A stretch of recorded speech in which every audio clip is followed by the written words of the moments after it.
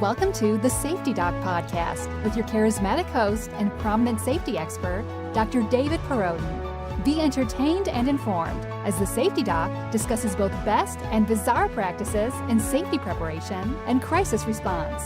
The truth will keep you safe. Follow Dr. Perrodin on Twitter at SafetyPhD.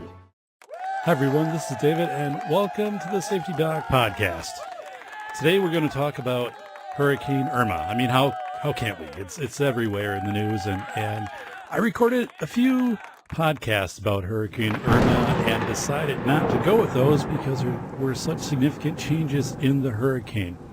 And the first one I'm going to talk about, is the spaghetti model. You've probably seen that on the news. It looks like a whole bunch of strands of spaghetti. They run multiple models of where the hurricane, the projected path is, where landfall is, and they look, squiggly lines all over the place. And most of these had the hurricane centering on Miami or else coming up the east coast of Florida. And of course, what happens? It goes on the west coast, and I'm going back and looking at the earlier models and the images that I copied down, and very, very few of these spaghetti models, so maybe out of 1,000 model simulations, had the hurricane coming up the west side or closer, toward the Texas, the Gulf of Mexico side. So here we are. It is currently the evening of Saturday, September 9th, and we're looking at Hurricane Irma centering on Tampa. And Tampa is on the west side of Florida. So Miami being at the bottom, and then looking at the west side, about 2/5 of the way up the coastline would be Tampa. And then, further inland, you'd go up and you'd get to Orlando, and then eventually you'd work your way up toward Tallahassee and Jacksonville. But no one expected Tampa. So Tampa got late notice on evacuation. 335,000 people in Tampa, but a metro of 3 million people. Okay. So metro, 3 million people. And looking, the interstate that runs through Tampa is Interstate 75, right along the coast. On the other side, the East Coast, is I-95. So both of those are going to be impacted by coastal surge water. So looking at live cams just a few minutes ago, it is virtually a standstill on the interstate. And what happens is when people evacuate, they bring trailers with them. So they have, the trailers or their boats, and then they load them up with personal belongings and things like that because they're not sure when they can get home, and they want to not have those items damaged in the storm. So it's just not your typical cars that are on the road, but you're talking about, a vehicle that's pulling a trailer. So it's very slow, very congested. So the fact that the prediction models did not indicate Tampa, and that wasn't even mentioned until, just in the last several hours, that, Tampa is definitely slow to be activated for evacuating. Now, Tampa, fortunately does have some options. Once they start working up, they're already, closer to getting to into Georgia, maybe over into Alabama. But still, we know that I-75 is probably going to be congested. Well, we know it is congested, running along the coast, and then, the I-4 will merge into that, or else it'll merge into I-95 on the other side. But I not to get too much word salad with this map stuff, but I'm just saying, these spaghetti models, they really bother me. It bothered me when the first few came out, and then people would post little spoofs about them, like, what am I supposed to do with this? And that's just the thing. I think they're self-defeating. I think in the public, to show a spaghetti model of here's 1,000 possible landings, and it did trend again more into Miami. Well, the reality is, and I looked it up. I went and I was doing the water temperatures around southern Florida, and also the barometric pressures and so forth. And I recorded this in an earlier podcast, which I'm not going to air because, again, things have changed. But I was very skeptical because we have high humidity and temperatures of 85 to 87 degrees. We have water temperatures in the low to mid 80s off the coast of Miami, and then also, off of like Tampa. So, we have very warm water, which has potential energy, which then goes up into the hurricane and becomes kinetic energy or contributes to changing a category 4 into a 5 or making a 4 much more powerful. So the warmest time for the Atlantic Ocean surrounding Florida is actually August 10th, going back through history. So we're still in this very warm frame of time right now, this span for very warm water, which has potential energy, which then comes up as kinetic. So as I'm looking at this and looking at kind of the numbers, that are between, ocean temperatures and land temperatures between between Miami, and then also looking over kind of toward the Gulf, I'm like, ooh, there's a lot of moisture. There's a lot of humidity. There's a lot of potential energy that could get pulled into kinetic. So I'm not sure this is going to track the way that they say. Now, of course, this is all revisionist because people are like, yeah, Dave, sure, you're a weatherman, right? But no, I just think these models, to put them out into public, they're very difficult to interpret. And the reality is, until the storm actually gets very close, you're not going to know what the impact of this potential energy, this is, all of this power stored in the ocean, and plus, the land, temperature, how that's going to contribute. And it contributed in a huge way of shifting the storm more toward that Tampa area. So I want to start today with, I guess I start today with that. So I'm not sure where we're going to end up on time in this, because I have a number of things that I want to cover, and I don't want to make this just a typical, here's what to do if there's a hurricane type show, because you've already been through that. I'm going to talk about some things, though, very specific with social media that are presenting, which I have never presented before for hurricane rescue. And to help you kind of understand what that means if you're involved in the rescue. And actually, there are people from my area who have gone down to participate in what's called the Cajun Navy, which is a civilian type organization, kind of a grassroots National Guard type of association, although it's not government affiliated, which responded to Houston. So the Cajun Navy, there's also like a Texan Navy, and I guess there's other organizations kind of similar to this, will be present in Florida to help out. So it's going to be a different situation, though. So I'm going to talk about that. But let me start out with just changing pace a little bit. I enjoy coffee, black coffee. All right, black coffee, strong. Like the maximum dosage of coffee to distill out the most caffeine possible. That's me. And I want to get Hills Brothers Dark Roast. And, it comes in the metal can with a plastic lid.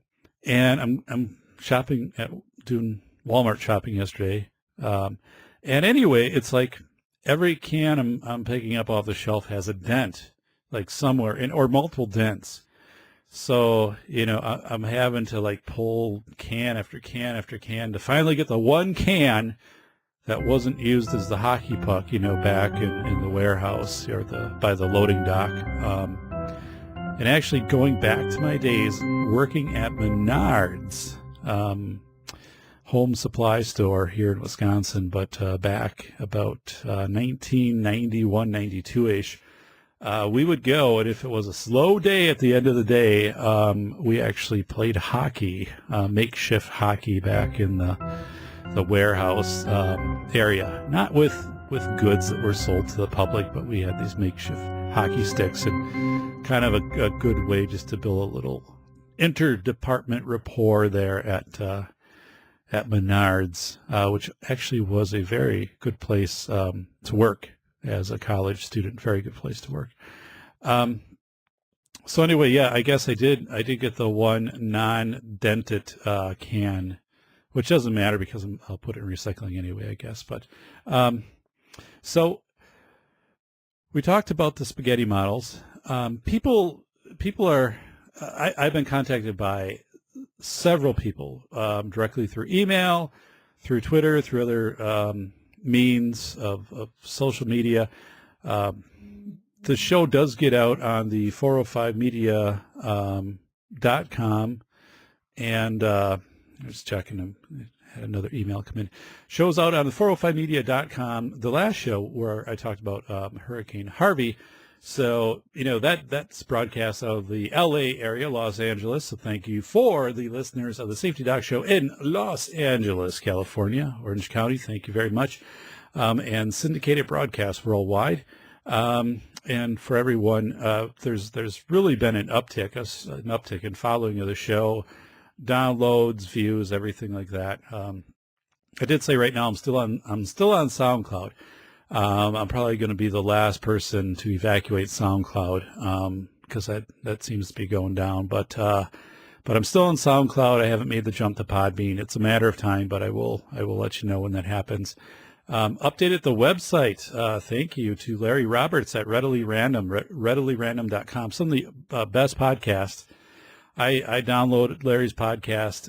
One I would recommend is Sean IAMS Fuller. Sean IAMS Fuller was interviewed by Larry. Larry interviews just a tremendous guest, but I don't know the episode number. You'd have to go to readilyrandom.com, but it's fun. It's fast paced, but Sean Imes, who has recovered from a severe drug addiction and has a sense of humor where he could stand up and do comedy, and he's just so energetic. Yet he talks about his anxiety. Like, there's a message from Time Warner Cable, that calls back on something. He's like nervous to call him back, but Larry Roberts and the Readily Random podcast, and Larry's done previous work in media and things like that. He's a true professional. But Larry helped me get my website up to the 21st century, and it's looking great, folks. SafetyPhD.com. That's also now where we've done a WordPress plugin, so it's completely different than what it was. And the WordPress blog that I always did, that's been moved to private now. It's currently migrated over. Everything is there. It's on SafetyPhD.com, which makes it smooth. I can just go in and make my posts there, which I'll do. And of course, everything I post, I also post on the 405media.com out of Los Angeles, so you get to see it there too. And I keep things succinct, to about 4,000 characters. So when you go in, for some of you, it's not going to be enough, but for most of you, it will be enough, and give you, I'll give you links, like saying, hey, you should really visit here. There's more information. The show is on YouTube, so you can be watching me right now on YouTube. It is also, of course, on SoundCloud, the 405 Media, Apple Podcasts, Stitcher, Blueberry. You can find me pretty much all over. So I'm doing a little bit more of a wide shot today on the YouTube. Here, I got to bring up my arm thing a little bit. So, all right. Yeah, I still haven't... I'm updating the background. Actually, I'm going to rearrange a lot of things to have kind of a different, a background that's more aligned with the new logos of the show and things like that. Just haven't got to that yet. I'm doing some things here at the home. Have updated some things. So, but anyway, so we had Hurricane Harvey, hit. And Hurricane Harvey just inundated Houston, Rockport and other areas, but with the storm surge and the winds. But then we got to Houston, really just dumped the rain, just pummeled Houston with rain and the flooding. And so, Houston chose not to evacuate. Now, Houston, you can evacuate east, west, or north. There are many ways to get out of Houston, although the infrastructure isn't that great. Houston's grown significantly. The infrastructure hasn't. So what would have happened if they would have evacuated is Houston's 80 feet above sea level, which isn't very high above sea level. It may sound like a lot, but it's not. So 80 feet above sea level. And so, Houston flooded out. And once Houston flooded out, had there been evacuations in place, a lot of people would have perished on the roadways. You saw pictures of the interstates, of the roadways, under 8-10 feet of water. You would have had a lot of people perish trying to evacuate. So that was absolutely the right decision to not evacuate. Now, Irma is much different. We have a situation with Irma where let's look at this. We have Miami at 6.5 feet above sea level, folks. 6.5 feet above sea level. What that means is when there's high tide plus storm surge, water moves very far inland. Okay, it means it's not very high above sea level. Okay. So Houston at 80 wasn't very high, but Houston drained actually pretty fast. Now, there's still standing water in Houston, and that issue will take a long time to dissolve. But Houston did drain, but you look at Miami at 6.5 feet. Storm surge is going to push in significantly. Tampa is it kind of ranges. It's an average. I was doing some numbers here, about 75 feet. Above sea level, so better off definitely than a direct strike on Miami. So Tampa again, 75 feet on average, but closer to the Atlantic, you definitely are going to have lower. You're not going to be 75 feet above sea level once you get closer, and even 75 feet above sea level can be significantly impacted by storm surge. So. And the scary thing here also is we have Interstate 75 running up the west side right along the coast, and then eventually kind of does veer in a little bit, which is good. But that's going to get hit by storm surge if you're in the Tampa area. Then on the other side, like Coral Gables in that area, I-95 running up the east coast is right along the coast, so it's going to be impacted significantly by. At some point, they're going to have to make a decision to shut 95 down, and maybe 75 from Tampa south is going to have to be shut down. It's just not going to be safe to drive those because winds will just take vehicles right off the roads. I've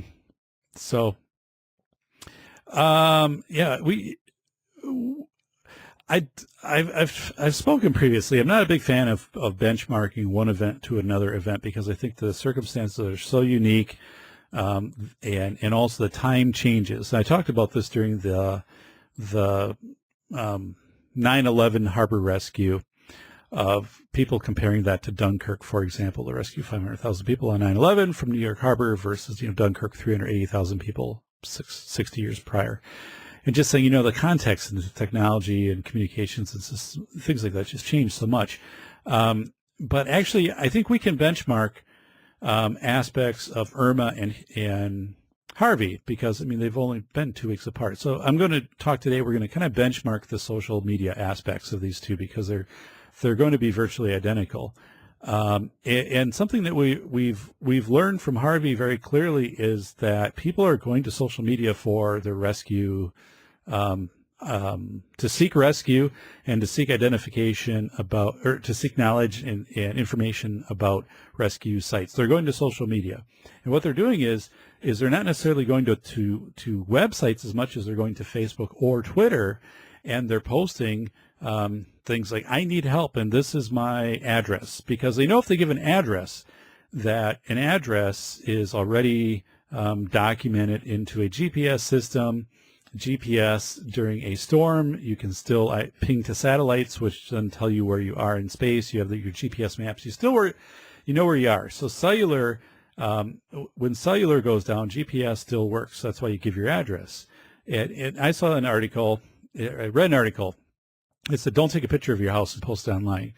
I'm thinking, if you need help, I'm thinking, I guess I can kind of understand that. The other side is, and hopefully you've evacuated by this time because, I'll get into that in a second, but if you need help and you post a picture of your house, part of me is thinking that's not necessarily a bad thing because if you're already giving your coordinates, people can bring up your house on Google Maps and the coordinates and know exactly what your house looks like. I mean, I can bring up my house on Google Maps, or, if you go to like realtor.com or whatever these sites are, I mean, there's already images of your home that have been taken like right from the road. So I don't think it's that big of a security thing as what that's been pointed out to be.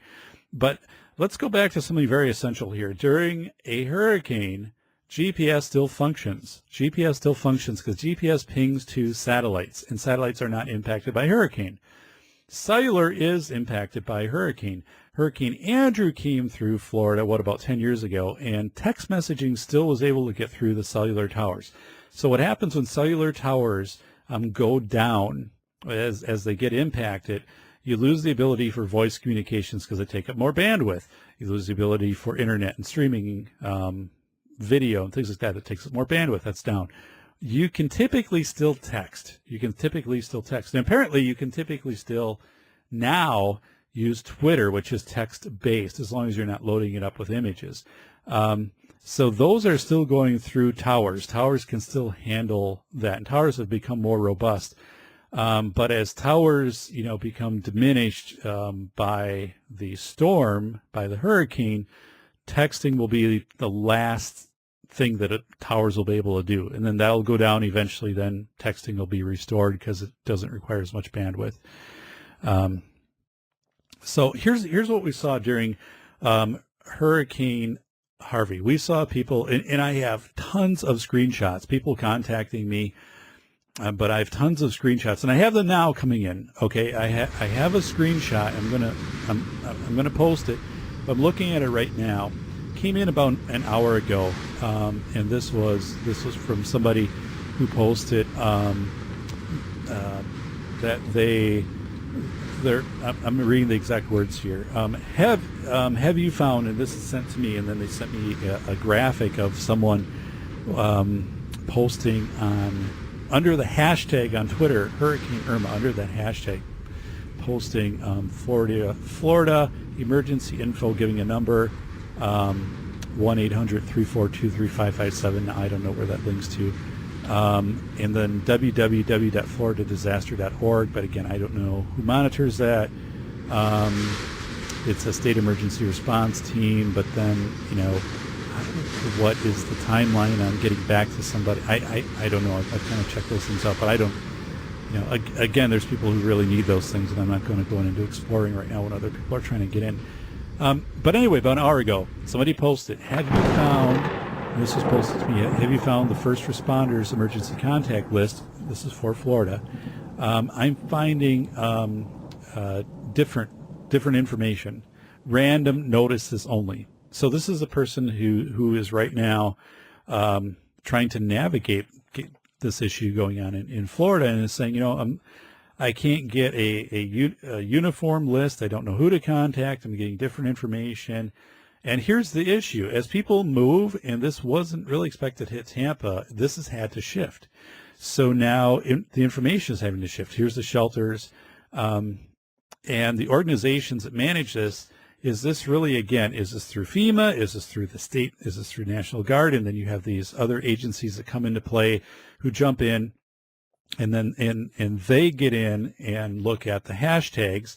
And people have emailed me that work in these volunteer organizations who monitor these hashtags. And I know police and fire and all of that do that too, but I mean, they're overwhelmed in these situations and people are evacuating. So what happened in Houston is people would watch these tags of, like, hashtag Cajun Navy, and then, Hurricane Harvey at that time, I'm stranded at this location, I need help, or whatever.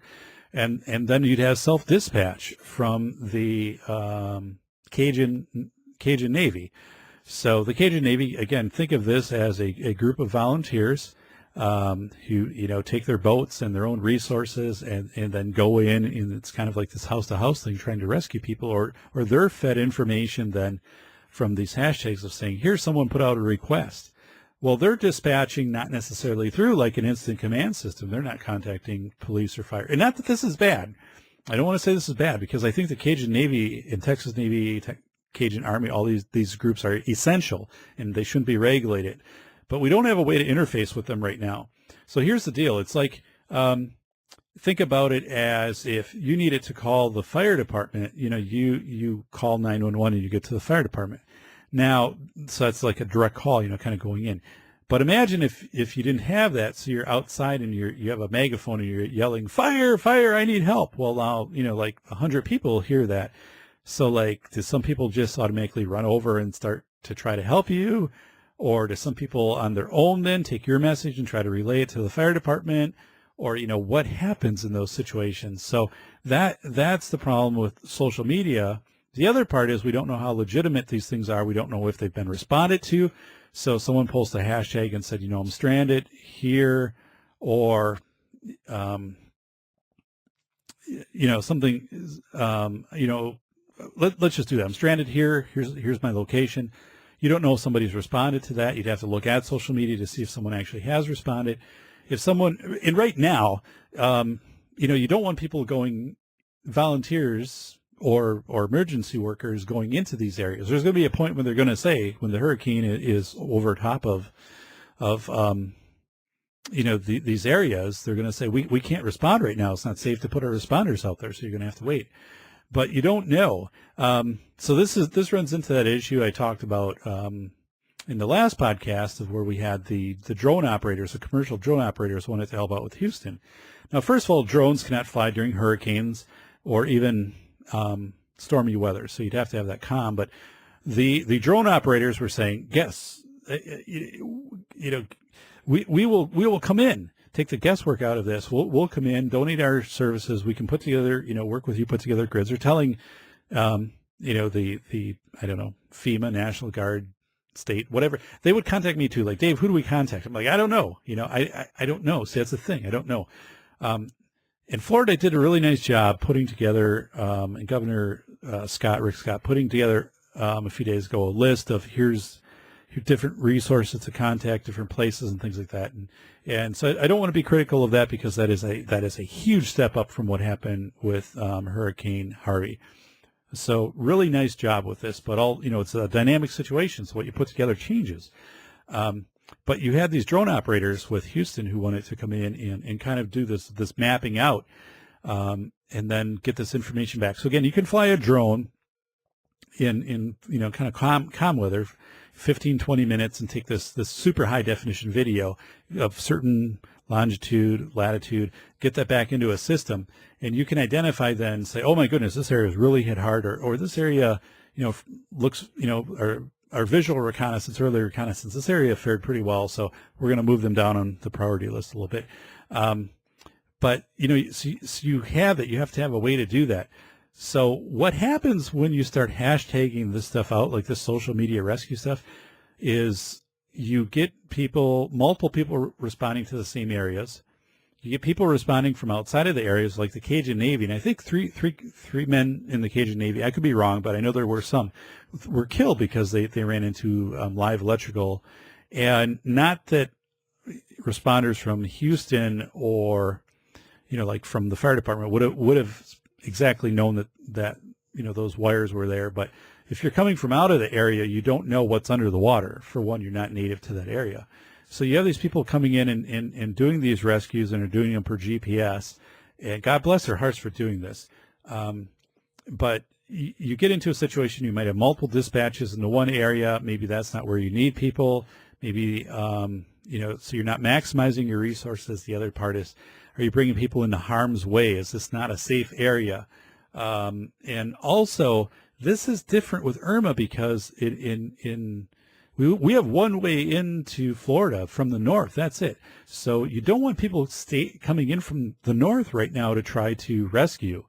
That would be catastrophic. I mean, your interstate traffic is already just bumper to bumper. I mean, and if you're having people come in, they're going to add to the congestion, especially if they start to open the other side of the interstate, or at least a few lanes, outward. But it is really, how should I say it?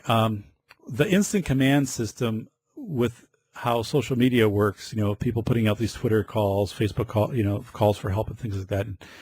it's really difficult for emergency responders because you can have, again, multiple responses, or if somebody floods and just gives you like so many redundant responses from a certain area, that can kind of overwhelm, and maybe that's not the priority area.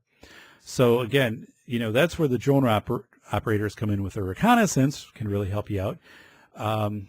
But right now, anyway, there's a site called crowdrescuehq.org, www.crowdrescuehq.org. So I'm on the website, and this site was actually active during Hurricane Harvey. It's active right now. So it says people can volunteer. Now this is something too I'm a little sketchy on, because some of the logos on this look kind of FEMA-ish, and it's a very well put together site, and these people are very well intended. I'm not knocking this, okay? I'm just saying we don't have a good way right now to interface instant command system of like who goes where and when, and what you do with your volunteers. So Florida has a number of volunteers, but you're going to have a lot of volunteers coming in from the Cajun Navy, Texan Navy. The other states are just going to be sending volunteers down. And people did it from my area. They just went down. It's very typical after 9/11. So you want to, FEMA, you need to stage these people. And right now you stage them probably out of your state. With the storm looking to hit Tampa, I was initially thinking you stage, somewhere Tallahassee, Jacksonville. No, I mean, you've got to go up into probably like Dothan, Alabama, somewhere like that to stage these people. But you've got to get on this. You've got to let people know where to stage, and you've got to say, hey, if you're commercial drone operators, if you're Cajun Navy or whatever, like here are 5 sites, and then have people ready at those sites, which means you're dispatching National Guard, or you're at a federal level dispatching active military to those sites and getting those sites ready, which could be, huge fairgrounds. I think of this documentary I watched of Sturgis, and how Sturgis, the rally out in South Dakota, Sturgis is like 25,000 maybe as a community, but then they have, hundreds of thousands of people, if not more, attend the bike rally in August. So there's actually like this makeshift little town that exists for like 10 days. It's put up outside of Houston, or not outside of Sturgis, and that exists for like 10 days, and then they take it down. And you've got to be able right now to do that. You've got to stage these people far away from, especially the interstates. You want them off of 75, you want them off of 95, and then bring them in, let them know when they can come in. And again, we know that there's been legislation pushed in Texas and in Louisiana to limit civilian rescues like the Cajun Navy. And you should Google that. I'm not going to talk too much about it. You can find so much about it, on the net, but, and I'm saying don't regulate these groups. If anything, like you have a registration, so like who comes in. That was one thing, when I was a firefighter, and this is the old days they had this, it's updated now, but actually had a pink laminated card. And when you report it to a fire scene, you always had your card with you, and you submitted your card, and that was a way that they kept track of you. Now, I guess in the old days, the cards that had a social security number on it, which was crazy. But yeah, you'd have some way that you'd identify, and that's not really there now either. So it's like who's here, and maybe like something with your skill set and some stuff like that. Because the Cajun Navy actually had like one group dispatched, and they had a meteorologist was part of their group. But anyway, so you have all of these groups. You've got to stage them. That's not coming out right now. So like get that out to people who are going to want to volunteer and come down. And my goodness, like they're in a Kmart parking lot in my town. I'm up in Wisconsin. They're loading up a semi right now for supplies for Irma. Now that's supplies, but you're going to have people who are going to organize, groups and be going down with boats and things like that. And you've got to stage these people. You've got to let them know where to stage, and you cannot stage them anymore in Florida. So you've really got to look on a map. It's going to be over to the Dothan, Alabama, not too far from Tallahassee, but there you'd be farther. And the people in Dothan are like, Dave, what are you doing to us? It's the peanut capital of the world, by the way. But anyway, you've got to stage people outside of this area, because it's not going to be like Houston. Again, Houston, you could come in and you had many different arteries to get in and to get out. Plus, you're dealing mostly with water. Here, you're going to have pretty significant debris issues going on. Storm surge, which is going to go much further inland than it did with Houston. So it is just, you have less roads that you're going to be able to use. So you want to make sure that you have rescuers coming down, that you are in control of dispatching those rescuers and that they are not self-dispatching. So that's what I think should be the role of FEMA. So the head of FEMA, right, is Brock Long. And I think, Brock, you're from like that Alabama area, so you're kind of familiar with what goes on down there. But, it's going to be a real key here to stage rescuers, because I think I've been contacted by so many people, folks, I apologize for this, but the people of Florida, I think it's like 17,000 volunteers or whatever, state volunteers. And I don't know exactly what that means for people volunteering, because I've seen different websites, but and what your expertise is. But this Cajun Navy, I mean, they're pretty, skilled folks. They've got Harvey under their belt, their boats, and going in, building to building and checking, or else responding, to these GPS coordinates or so forth. You've got to have a way to manage these individuals to maximize their effectiveness. And also the fact that you have very limited roadways after this event will be done. So let me go to this. So I'm on this website again, crowdrescuehq.org. So it says volunteering is easy.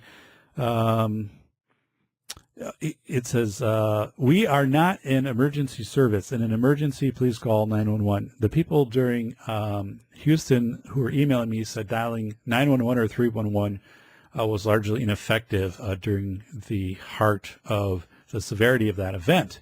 That's why they turned to social media.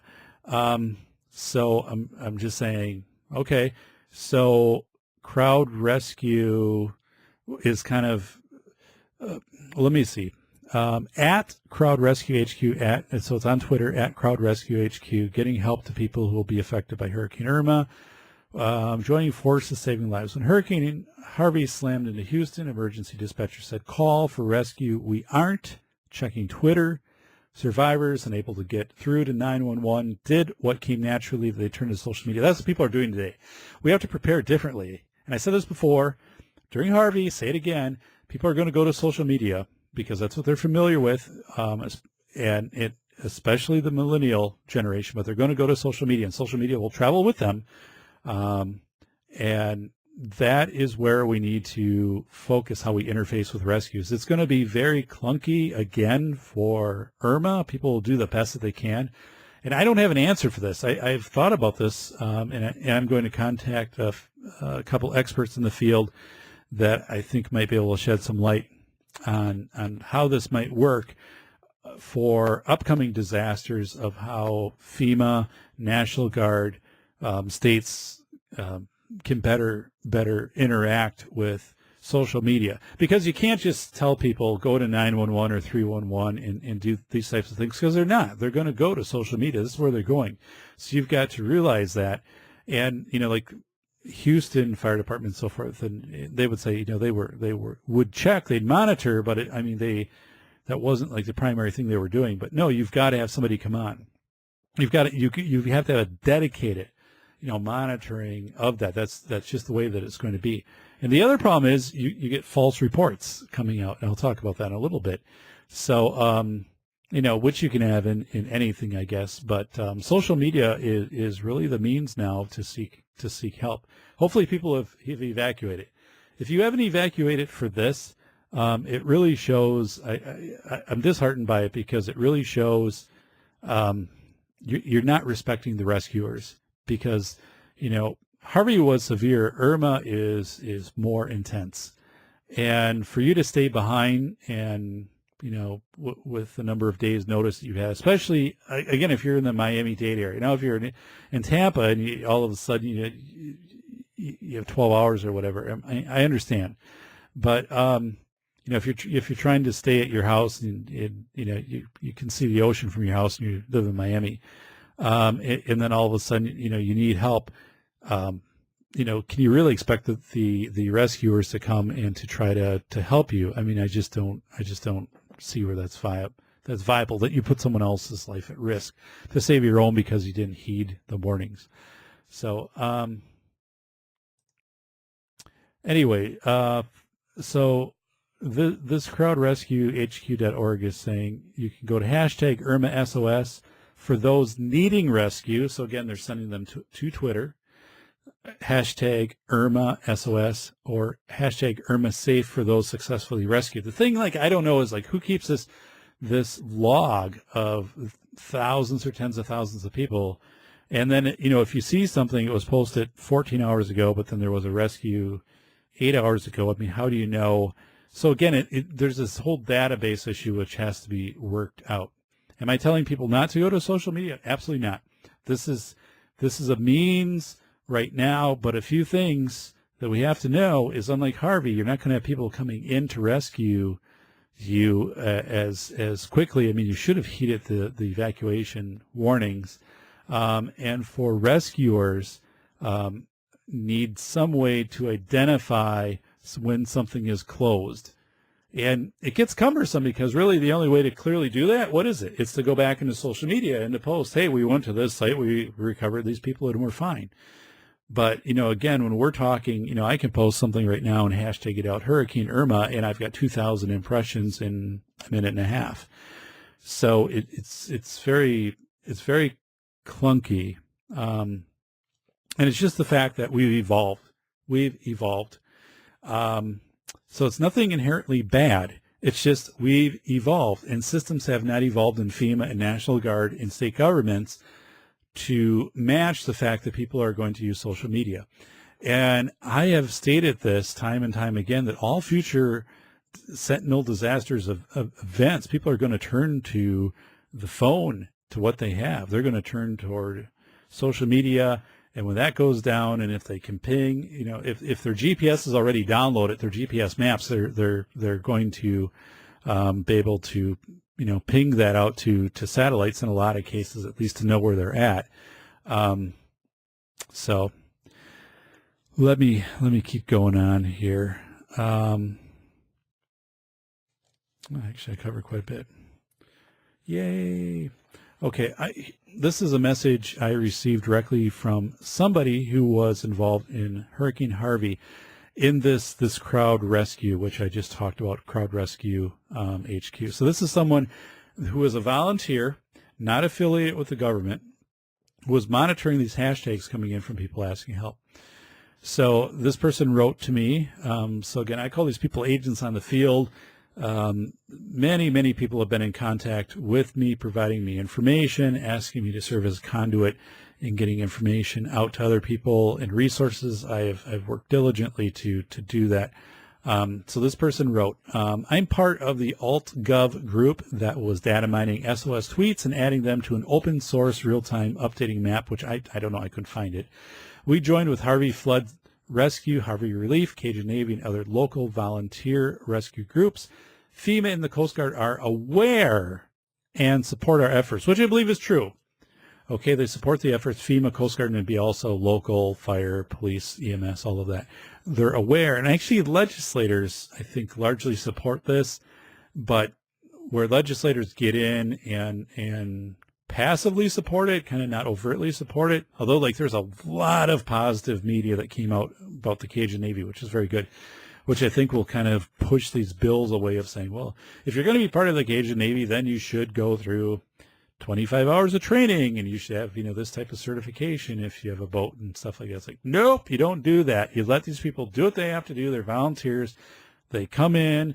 It's a grassroots thing. They have tacit knowledge. They're familiar with their equipment. It seems to work pretty well. Don't mess with it. Anyway, I'll go on reading. We provided them tech support and help them communicate with each other and get the support and supplies they needed on the ground, like airbed for the Cajun Navy volunteers who were sleeping on floors. It's been all over the press. We have about 750 volunteers. Last count, 28,000 people were rescued with our help and almost 300 pets. What we are doing with Irma, our group is now called Crowd Rescue HQ, which I just gave you, crowdrescuehq.org. We will essentially be doing the same for Florida, but now with some organization and more advanced tech, which I don't know what it is. I'm the lead for SOS social media, scraping, data mining, which again, I'll get in contact with this person much more, might even have this person on for an interview. This person contacted me specifically wanting to share this. But again, it's not like, hey, can I have you on tonight's show? And by the way, the hurricane's hitting tomorrow. So I'm the lead for SOS social media, scraping, data mining. I'm helping with placing, finding volunteers as well right now. So this is a civilian who's doing this.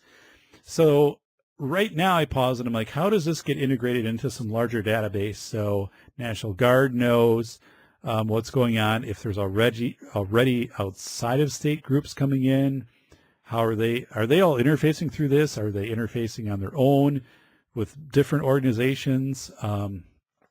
So yeah, I just saw they can use more help in the medical group if you're interested. Well, I guess I'm not a doctor. I am a doctor, PhD. But no, I'm sorry, I can't help in that. If you have any questions below, let me know. So yeah, tremendous grassroots effort. So they're posting these images on Facebook. If help is needed during Hurricane Irma, please use the following hashtag. This is a big yellow background, bold yellow. Hashtag Irma SOS, hashtag Irma Pet Rescue. Include address or detailed directions. I'm reading exactly what they've posted. This is like a JPEG comes up. Include address or detailed directions, phone number if possible, and how many people/pets need rescuing. Also include info, disabilities, and or other medical concerns that may complicate the rescue. So you're posting all of this on social media, which again, I mean, there's probably a lot of reasons not to do that. Like typically not to do something like this, but in this case it works. This is what works. So let people do it. Okay, this works. Let people do it. Let people do it. The issue again that comes into play is we have crowdrescuehq.org, and what I'm getting from my agents in the field, again, our message is like, David, have you found the first responder emergency contact list? Again, just an hour ago. I'm finding, random notices only. So people are going here, but then they're going other places. How does this interface with National Guard, with Tampa and Miami fire departments, police, and so forth? So it does create a very awkward rescue situation with very unusual instant command systems. Now, this stuff can work, folks. Like it actually, again, worked on 9/11 when in New York Harbor, 500,000 people were rescued in 9 hours through a makeshift group of tug pilots, sightseeing boats, some Coast Guard, but I mean, largely civilian or commercial boats that came together to do this rescue. Tacit knowledge, a little bit of leadership goes a long way. People know what to do. And these systems can evolve, and they're not affiliations. People call them affiliations. They're not. They're systems. These systems can evolve, and they can live for a period of time of maybe between a few hours to a few days. And after that, they kind of like fall apart. But they can live short term, like people can rise to the occasion in these resources and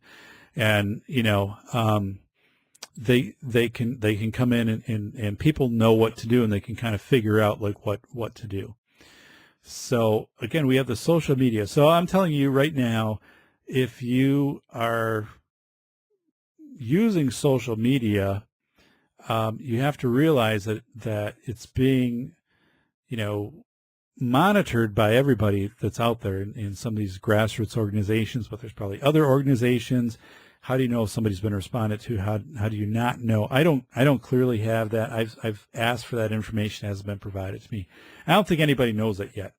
That's where FEMA needs to regroup after this hurricane season. And Brock Long had a FEMA get in and figure out what the steps are that FEMA is going to take to interface with social media, grassroots organizations, and also volunteers who are monitoring dispatch of these grassroots organizations, inquiries from these grassroots organizations. I mean, a lot of frustration from people who are commercial drone operators during Harvey, who came to me and said, you know, like, we want to offer services, but we don't even know who to like contact, or we try to contact this person, they say contact this person, whatever. So I'm going to take a break there and let you hear a little bit more about the Safety Doc podcast. Would love to have you subscribe on YouTube, on SoundCloud, Apple Podcasts. I'm out there.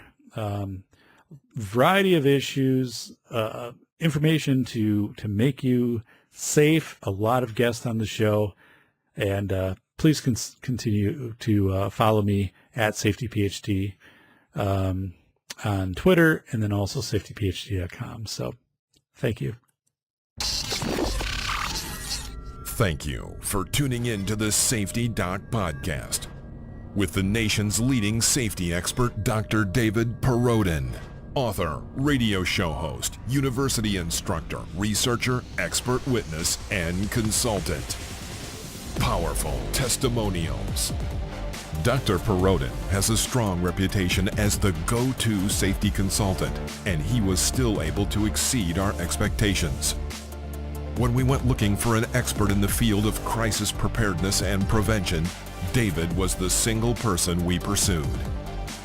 Not easy stepping into the touchier subjects of life, but Dr. David pulls it off. Take a listen. Now, back to Dr. David Perrodin and the Safety Doc podcast.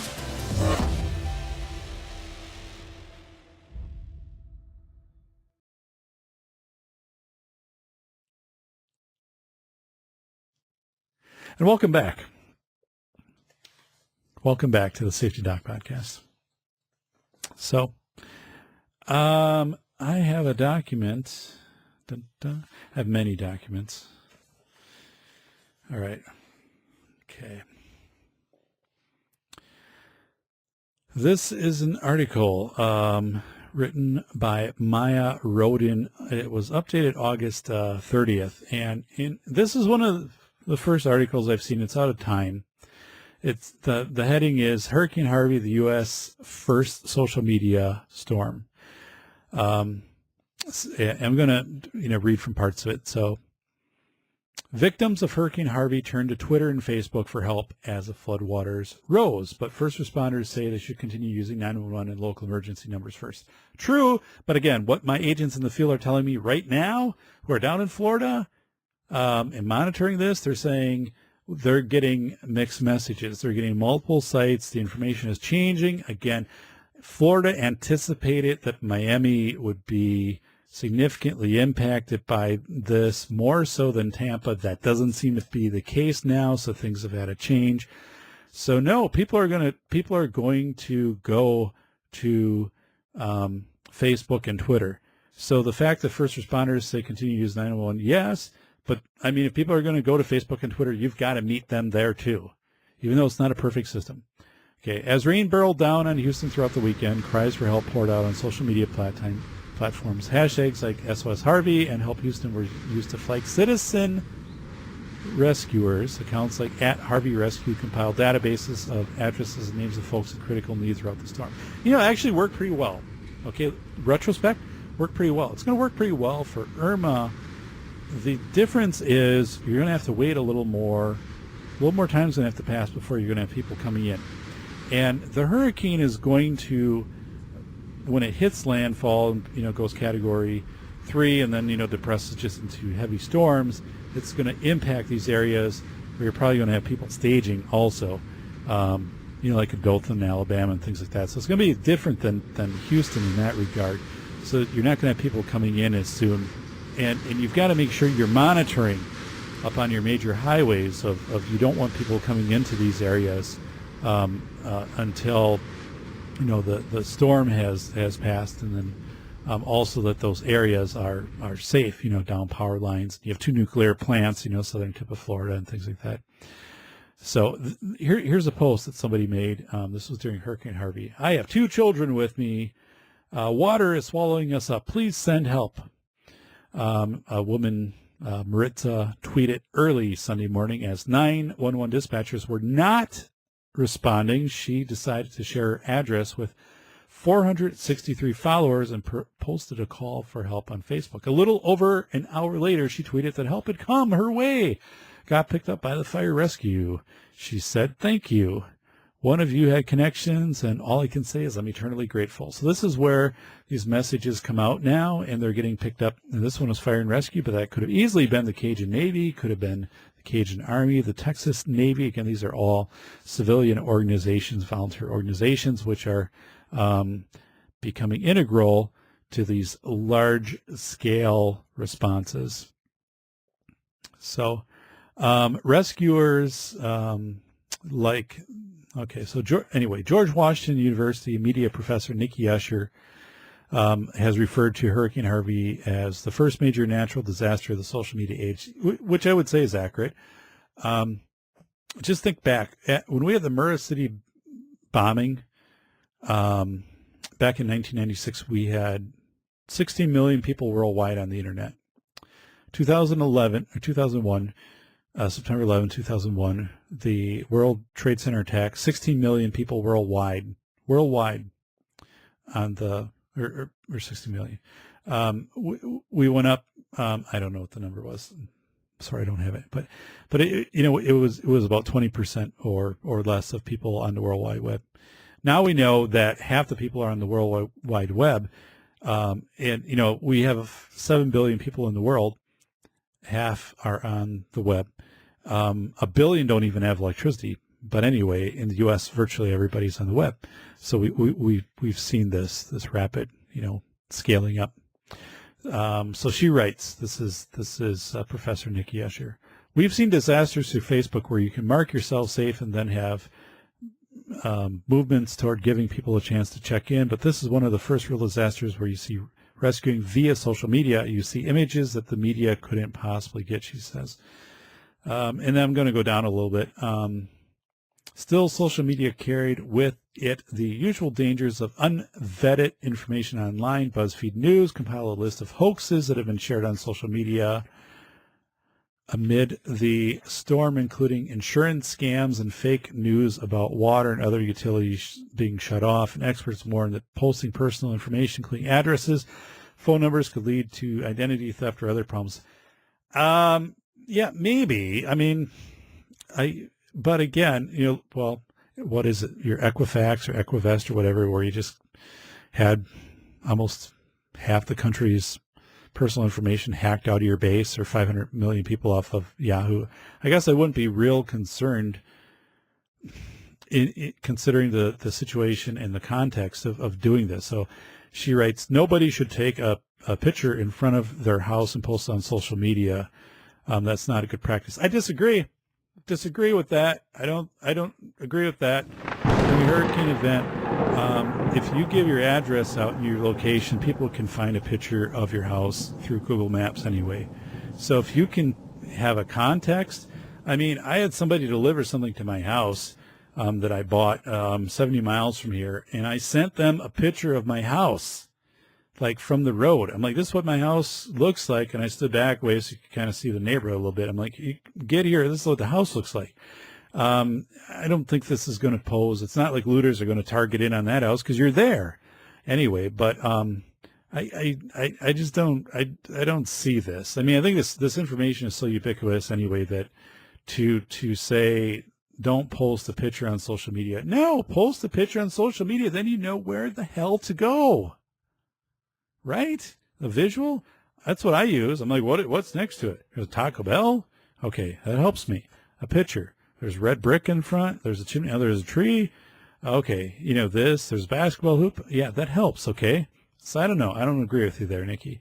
So anyway. So Houston Police Department is saying, Houston, back, with Harvey, is saying, please do not use Houston Police Department social media accounts for social media requests. If you have life-threatening emergency, 911 is the best way. The U.S. Coast Guard tells Time magazine that while they monitor keyword monitor social media during crisis situations, same as they do during regular operations. They do not monitor them in a way that would be appropriate for emergency response or management. If you need assistance, the Coast Guard says dial 911. Here's the deal, folks. We know 911 got swamped. People were emailing me, telling me we couldn't get through to 911 or 311, or we got through to 911 and we got put on hold or whatever. So then they turned to social media. So again, I'm not saying don't go to 911, but if it's like 911 and social media, it seemed to have worked during Harvey, and you're not going to get people to break this way that they've been doing this. Okay, this is work for them. This is what people use right now. The fact is that your system is not engineered to integrate and interface with the technology that people are using. Okay, so that's where this issue is coming in. So some on social media got the message, sharing posts with a list of emergency phone numbers people can call, including the Houston Police Department non-emergency line and the Coast Guard in Texas. So anyway, Nikki Usher, okay, there's a correction here. Nikki Usher is with George Washington University, not Washington University. Okay, for whatever that matters right now. But so anyway, folks, here's a flat out deal for Irma. Okay, if you are in Florida and if you're anywhere in that Tampa South area, you've been warned to evacuate.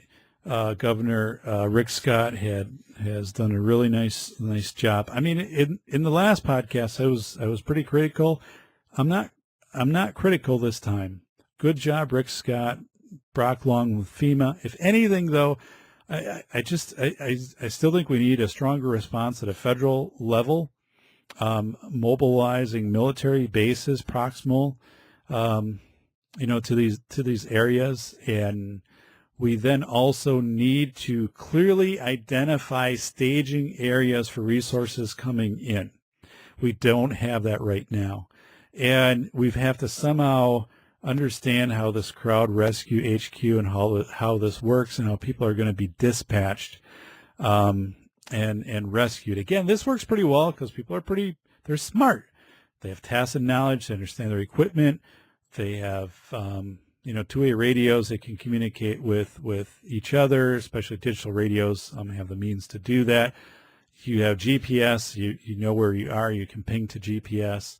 I still think drones have a potential significant role in hurricane response once the hurricane has passed, to get in quickly, do reconnaissance. I'm guessing they're probably not going to be used again for Irma because they weren't used for Harvey. I mean, there was some drone footage, but I mean, there was not a organized, like, here we're breaking everything into quadrants. And part of that has some technical limitations with the way that drones are right now too, but that's going to go away. We also know that drones are going to become much more robust for weather. Probably not like, they won't be able to fly out in 100-mile-an-hour winds, but battery life and all these things are going to get better. But that's where our reconnaissance, comes into play, of understanding the areas that have been hit and identifying those right away. Plus, if somebody says, like, I need help and I'm in this area, you might be able in a couple of years to send a drone out to that area and to firsthand get a surveillance, with that, or make some, communication with a person, through that means. Or that drone can go ahead and can kind of monitor that area for the rescuers that go behind. So right now there are 6.3, as I give this podcast, 6.3 million people under mandatory evacuation from Florida. I believe Florida has a population of about 20 million. Doesn't have a great interstate system. I drove the I-4 back in March. That's slow, kind of congested, especially once you get north. I think when we cross from Alabama into Florida, once we get into I-75, I don't know if it was 2 lanes or 3, but it wasn't more than 3. So We know we're going to have a slow rescue out of there. At some point, they're going to have to shut down the 75, probably the 95 also because of coastal proximity. So you don't want anybody stranded your vehicles. Right now, if you can't get out, get to a rescue area proximal to your location. That's going to be more obviously fortified, and is probably going to have more resources in that. Anything can be replaced. I know that's horrible. People say that, like they lose things, but you can't be replaced. Things can be replaced. We don't know the impact of the storm surge. Again, we're talking Miami 6.5 feet above sea level. So you can have storm and tide right now. Plus we have close to full moon. So we're going to have a situation where we're going to have tides going miles inland. Okay. Miles inland. And for Tampa, we also have a situation where we could have tides, going significantly inland. 75 feet above sea level. And again, this ranges. Again, you get closer to the ocean and it drops. That's not a lot. Okay. That's not a lot. We talk about, Denver, the mile high city, a mile above sea level. So, when you are in these coastal areas, it doesn't take much for storm surge to go several miles inland. When I talk about storm surge, I'm talking about water over roads and just flooding in, where all it is water. It just overtakes the land. So, a real serious concern, folks. So here's what I'm parting with. If you have time to evacuate, evacuate. If you don't have time to evacuate, preserve your power's going to go. Preserve your technology. I have something I'm going to show right here on social media through YouTube, but it's called Jackery. It's not a paid promo. Jackery, Jackery, Jackery. This thing is about, I don't know what this is the size of, but it's maybe 3.5 inches long by 1.5 inches wide. Easily fits in a pocket. It's steel. It's sturdy.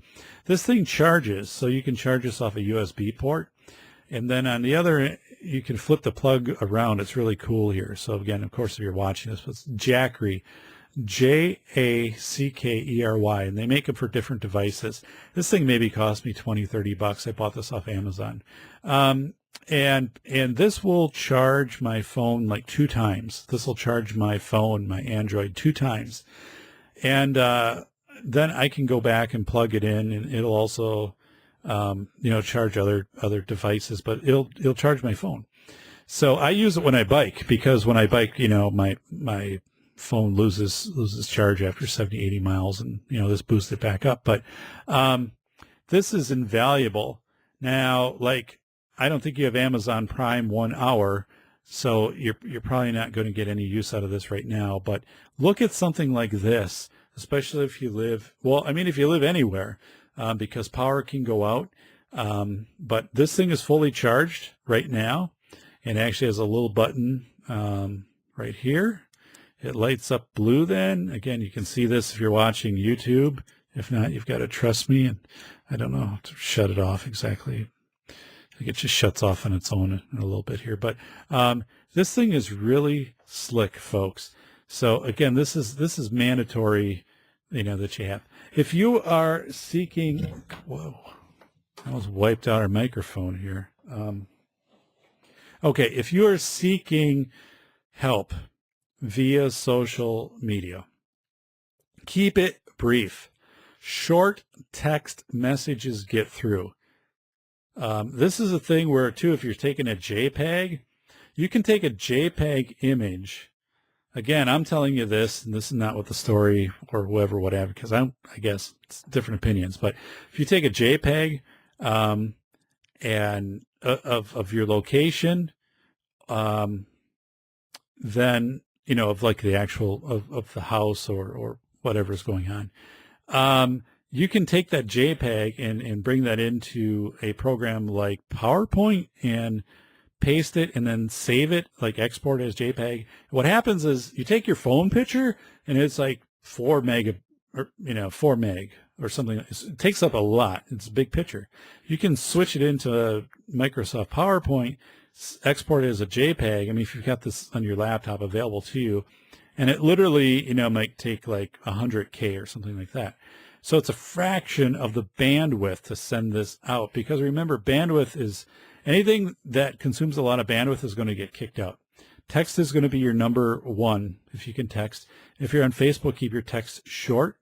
And if you do give a location, the fact is, even if cellular goes down, the GPS maps are known, your area is known. That's all been recorded. And GPS on responders ping to satellites. Also, though, responders are not going to come out to help you if their lives are going to be put at risk during the storm. So you've got to understand that fully. And I don't know what this is totally going to look like when we look back on this in a few months. And of course, it looks like we have other storms on deck circle waiting to come in. But I don't know what this is going to look like in a few months. So how these rescues actually played out, like who harvested the information, who got it to the various dispatch agencies, how it was checked off, how it was confirmed, and things like that. The thing different here too versus Houston is I don't think we're going to have as much of people saying like, I'm stranded here in my house. I think what we're going to have though is people saying like, I've evacuated from Tampa and I'm up to like this place north of Orlando and everything's backed up and I need help because of whatever. Either a medical thing or I'm out of meds or like I don't have food or, whatever it could be. And then you're going to have to figure out how you're going to deal with that. So I had worked, I taught a university course years ago. It was Hurricane Katrina. And a student of mine was in Slidell, Louisiana, which just got hammered by Hurricane Katrina. She was evacuated like 30 miles north initially. So this was an online class. So then a day later, she's like, here's where I am. I'm like at this gymnasium, and I'm Red Cross, and I'm participating in class. And then she'd be like, we've just been informed we have to evacuate because we're moving further inland. So she'd evacuate like 3-4 times. That's something that could happen very well with this too, because we don't know how this is going to amplify. Again, I talked about the potential energy, which is in the warm waters around Florida right now, and we also have high humidity, high temperatures. That warmth converts into kinetic energy, which is power. So we don't know how this storm is going to kind of rev up. So we could have people evacuate to a certain area, or maybe people even evacuate, north closer to Tallahassee, and they might be told you need to go further north yet. So that's the situation where people are going to be logging into social media, especially people that don't know where they are going to be doing this too. Okay. If they're not used to those areas, if I got moved out of my hometown by 50 miles, I'd be having some questions because I'm like, I don't know what's around here. So, I want to thank and really give an appreciation out to Rick Scott in Florida. Rick Scott, the governor of Florida, you've done a great job. This is very difficult to manage. Brock Long with FEMA, and I'm thankful, Brock, you're from that area. So you already are familiar with what the resources and the demography and geography are down in those areas.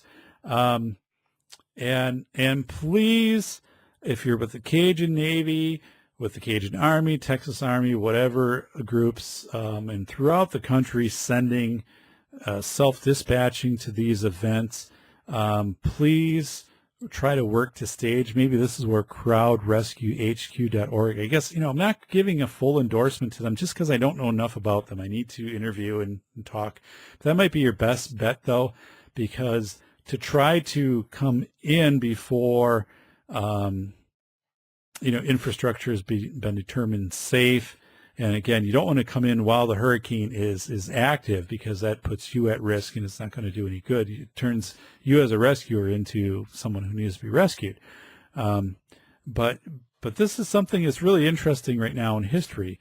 We have this social media, which we've talked about, and I think we have to embrace that instead of telling people 911, dial 311. Well, that's good, but if that's not working, social media, keep your hashtags short, and then however that happens, it's probably not going to be very effective, but it's better than nothing. And this is the way rescues will be of the future. We're in a social media world, folks. So we need to adapt these systems of FEMA, National Guard, state response, federal response to interface with these systems through an instant command system.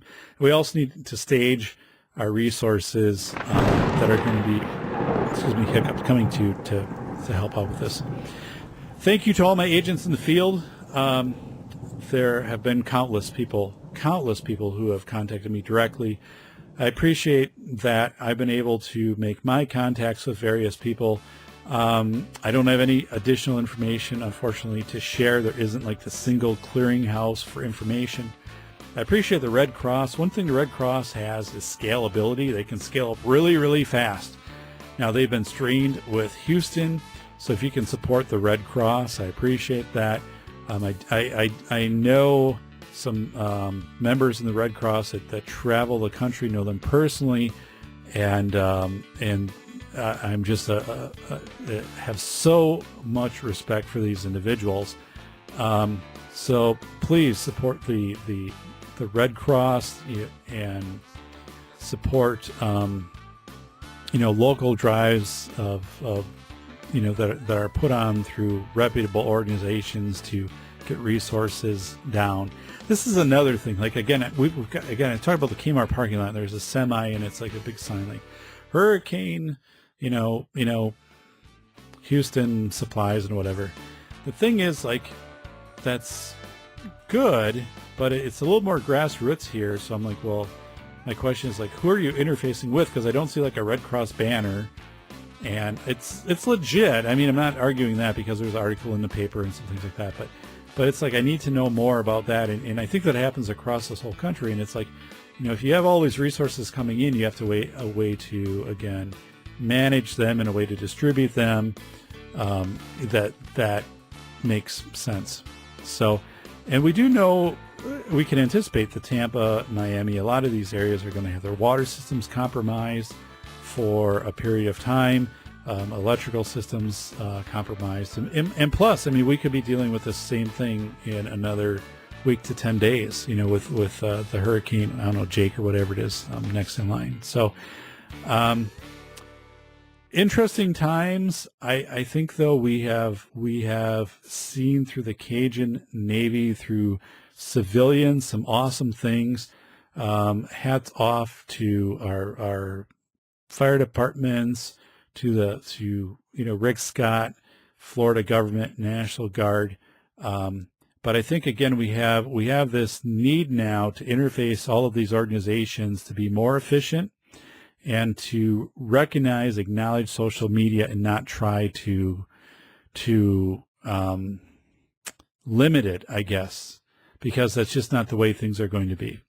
We're not going to limit it. And also these grassroots tacit knowledge organizations that come together like the Cajun Navy and things like that, to not regulate them, to welcome them in to these types of sentinel events, but to have a place to stage them and a place then to identify when they're going out, or when maybe it's the fire department going out, and who is doing what roles, and then how information is coming back. Because like I said, I've read these documents, from people in the field, the agents in the field who volunteer and who work on this, and they said, we're getting the information, Dave, and we're getting it out of like who's been rescued and who's not. But I'm like, but I'm not sure. But then what if someone is tracking Twitter with another organization and they don't see like that someone has been responded to?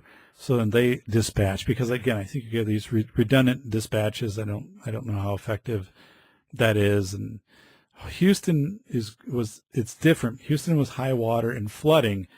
Miami is going to be significantly more infrastructure damage, less roads, and you are going to have significant issues with with water and basic necessities. And then as people come back into the lower Florida regions, if you're bringing people in on already compromised infrastructure and rescuers, you're going to have a big issue with that, which you didn't have as much in Houston, because just looking at the map, you could come in from the north or the south or the west.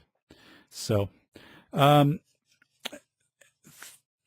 thank you very much for listening to the Safety Doc podcast. I appreciate John Grant and the 405 Media, Los Angeles, California. You can listen daily to the Safety Doc podcast, 2 p.m.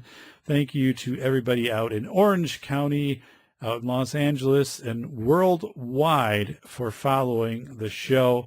The following is really ramped up, and I appreciate the discourse. I appreciate the direct contacts.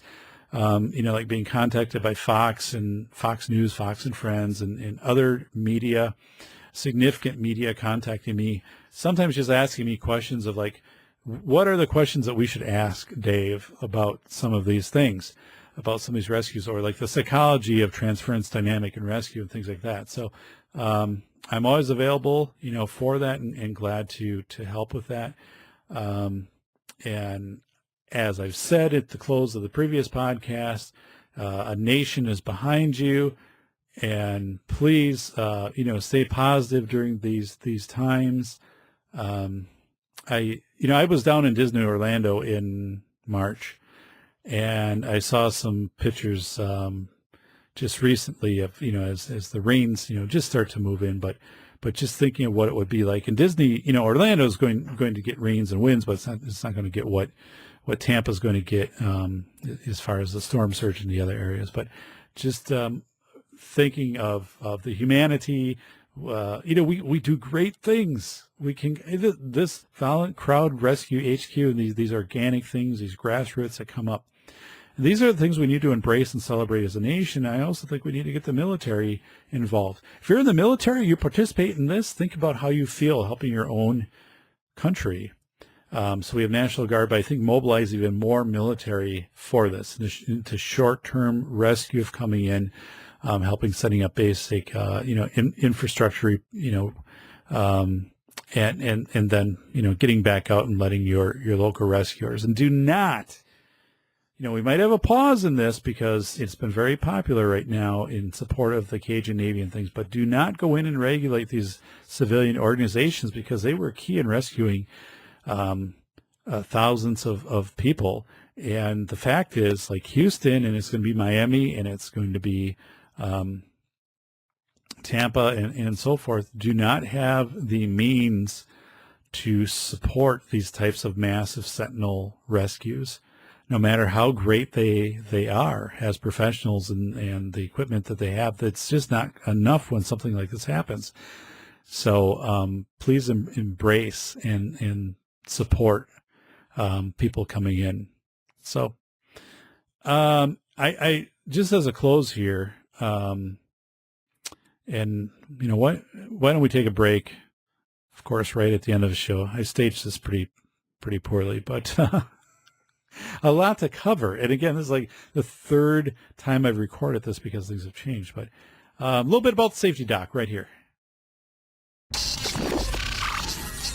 Thank you for tuning in to the Safety Doc podcast with the nation's leading safety expert, Dr. David Perrodin, author, radio show host, university instructor, researcher, expert witness, and consultant. Powerful testimonials. Dr. Perrodin has a strong reputation as the go-to safety consultant, and he was still able to exceed our expectations. When we went looking for an expert in the field of crisis preparedness and prevention, David was the single person we pursued. Not easy stepping into the touchier subjects of life, but Dr. David pulls it off. Take a listen. Now, back to Dr. David Perrodin and the Safety Doc podcast.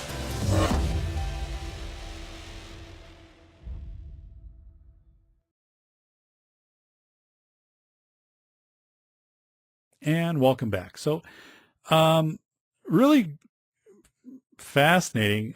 Someone came up and said, if you're staying in Florida right now, you can express your anger and rage by firing your guns at the storm. And I think there's like 46,000 people who have signed up to do this. So, of course, it'll have no impact But I just thought, wow, that's kind of strange, firing your weapons up at the storm. I'd say it'd be better to take out your fan, your box fan, or your biggest fans you have, and aim them up at the storm and try to blow it away.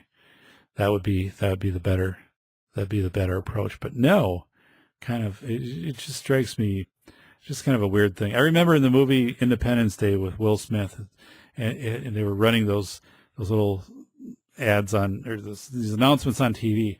Do not fire at the alien spaceship. You don't want to start an intergalactic war. So I don't think we have that going on, but yeah.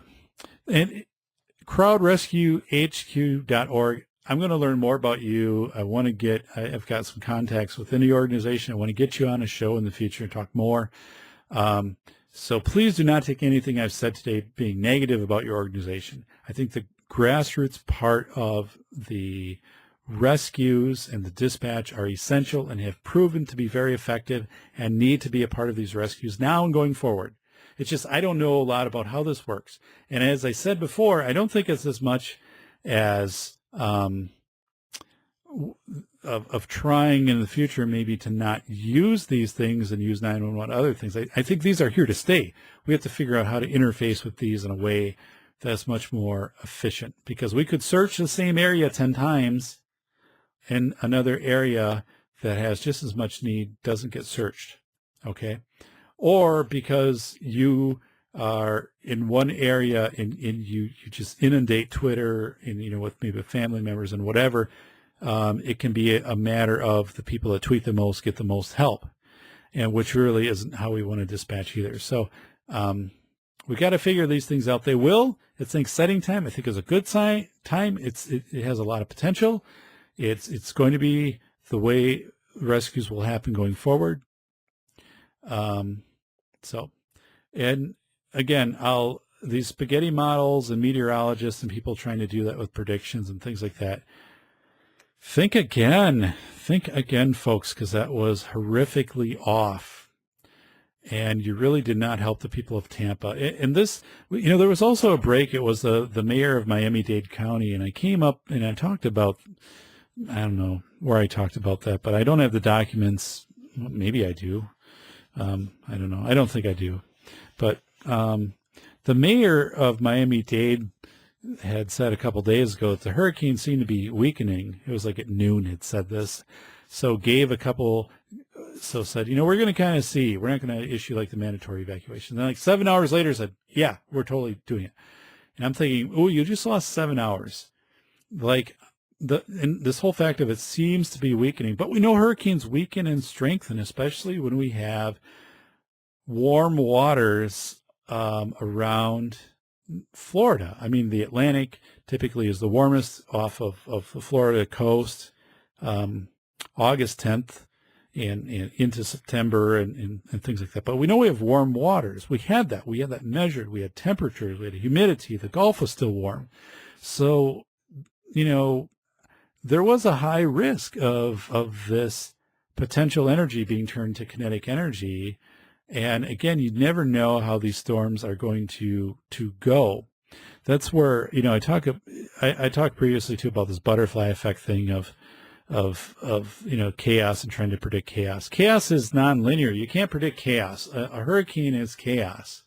A hurricane is going to be influenced by so many different variables of little different heat waves of winds and things like this and momentum and whatever that, you will eventually get it within kind of a range, but you cannot predict these things to a precision level. So thank you again to everybody who's volunteering, to the people who are firefighters, police, EMS, who are staying behind to work the hospitals. Thank you very much. So the rescue centers, people who have been impacted by this, my thoughts are with you. The thoughts of a nation are with you. Please take care of yourself. And I will work very diligently after this is done to get a better understanding about how this hashtag works. And I also want to get somebody on from the Cajun Navy. Again, I've made many connections and to talk specifically about that. I have made it very well known to legislators in Louisiana, for example, that I will back the Cajun Navy in any type of testimony, deposition, whatever, as my safety expertise in saying they should not be regulated. So, you have I have your back in these situations. I will be putting this into some publications too that'll be coming out, probably some white papers and things like that. So take care of yourself, and God bless all of you. Thank you very much for listening to the Safety Doc podcast. Subscribe on Twitter at SafetyPhD. I'll give you frequent updates on Hurricane Irma. I'll try to give you the rhetoric-free information that I find. You can feel free to DM me, and you can get a hold of me. My email's available through my blog site and things like that too. I'll give you what I can. I'll work with you to try to bridge into organizations. Again, I'm in Wisconsin. I'm not in Florida, but I do have a number of connections throughout the United States, actually building on a world level here for safety. So thank you again. God bless all of you.